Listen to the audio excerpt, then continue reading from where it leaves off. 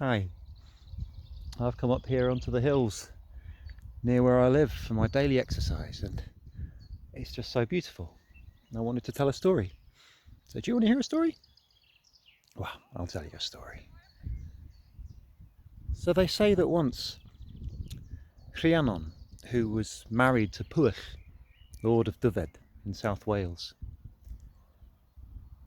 she and her husband, they loved each other so very much and always had ever since a magical night when she emerged from the fairy mound and chose him, the mortal. But years had gone by and she still hadn't given him a son. And this was the time when having a son and heir mattered very greatly to all the people of the kingdom. To know that the order of things would continue when Pwyll, Lord of Dyfed, had gone beneath the ground. And so the people said, well, it's because Rhiannon is not one of us, really. She came from somewhere else, somewhere beyond the walls of this world. So it's no surprise that she hasn't been able to give the kingdom what it really needs. But Pwyll said, I will not put her aside. I love her dearly. Give us more time. And so, in due time, she had a son. Everybody was overjoyed. And Rhiannon went to bed that night, knowing that her new pride and joy, her baby boy, was sleeping soundly beside her. And because everybody knew how much it mattered that there should be a son and heir, then all her serving women were instructed very severely to stay up all night watching over the baby. But it had been a long, hard day. Long delivery. And so they were tired, and it wasn't long before their eyes were drooping and blinking, and then one by one they all fell asleep. But when they awoke in the morning, the baby wasn't there. And they were horrified, and they knew that they'd be in the biggest trouble. So they came up with a plan. And the plan was to pass the blame on to Rhiannon. They knew that there was a dog who'd had puppies that very same night. They killed one of the puppies, and they smeared Rhiannon's face and hands with the blood. And when she awoke and she asked for her baby, they said, oh, God is our witness. Don't know why you should be asking for your baby when everybody here knows that you killed and ate your baby in the night. And it didn't matter what Rhiannon said or did.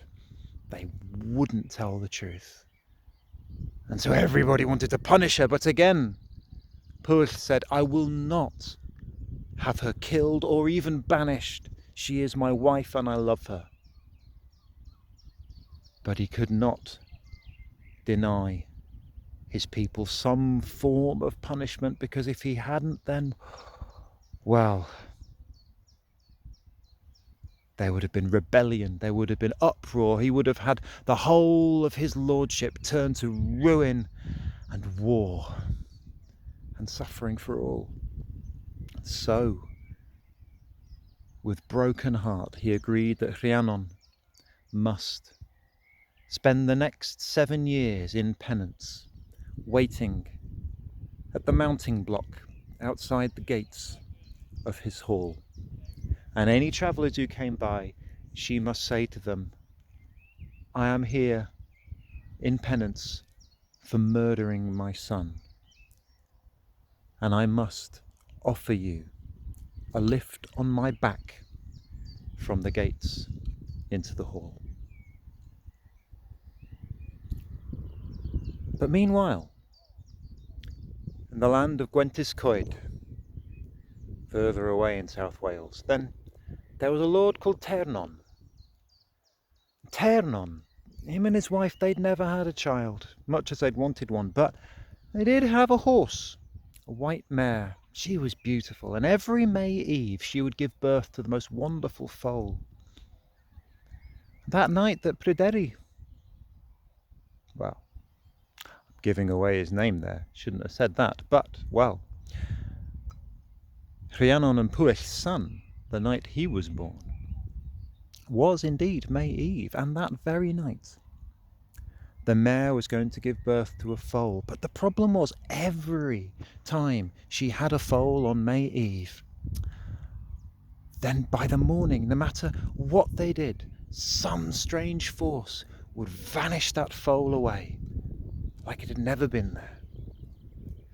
And Ternon, he said to his wife, this particular May Eve, I am not going to stand for this anymore. Shame on my beard if I do not make sure that our mare's child is safe.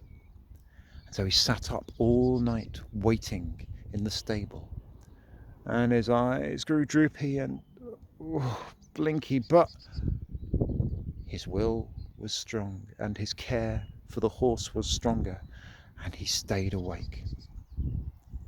And in the darkest hour of the night, he heard a great roaring breath outside, and he saw an enormous arm come reaching in through the stable window, long and green-grey with craggy sharp fingernails, grasping the foal and dragging it screaming back towards the window. But he leapt forward and he swung his sword with a flash through the shadows, and he cut that arm clean off. And there was a wail like he'd never heard before, echoing through the night. But he ran outside, and all he could see was some enormous shadow disappearing off into the darkness. But the next thing he heard was a little whimper, a tiny innocent cry, and he looked, and just there on the floor beneath the window was the baby, a little baby boy. And him and his wife had longed for a baby for so long, and they didn't know what had been happening in Pwyll's hall far off Dyfed. So he took the baby to his wife, and they agreed they would bring him up as their own. They called him Guri Goldenhair because he had golden hair, and he grew quickly. He grew so quickly. By the time that he was 2, you'd think he was 4. By the time he was 4, you'd think he was 7. By the time he was 7, he was old enough to walk into the hall with all the grown men. And they gave him the foal that was born on the very night that he came to them, as his to ride, and they were inseparable.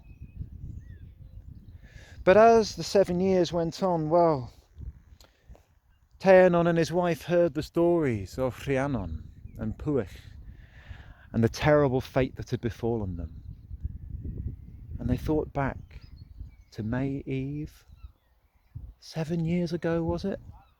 And they did the maths, and they started to wonder, and they looked at their son Guri, and they realised that, well, he did look an awful lot like the Lord Pwyll from when they'd met him many years before.